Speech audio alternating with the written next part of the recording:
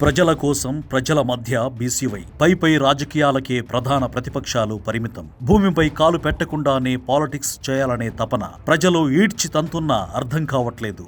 మూలాలు ఎన్నడూ మరిచిపోని BCY party క్షేత్రస్థాయిలో బీసీవైల ప్రజల్లో ఉంటున్న మరో పార్టీ లేనే లేదు. ఏంటో ఈ పార్టీలు, ప్రధానంగా ప్రతిపక్షాలు గ్రౌండ్ లెవెల్ను మర్చిపోయారు. క్షేత్రస్థాయిలో ఏం జరుగుతుందో తెలుసుకోవడం మర్చిపోయారు. తాము వచ్చింది ఎక్కడి నుంచి అనే మూలాలను పక్కన పడేశాయి.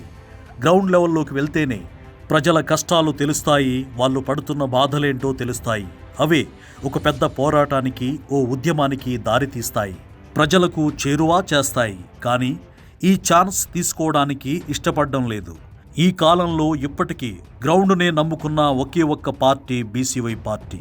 క్షేత్రస్థాయిలో నిత్యం ఉంటున్న one and only single party BCY మాత్రమే.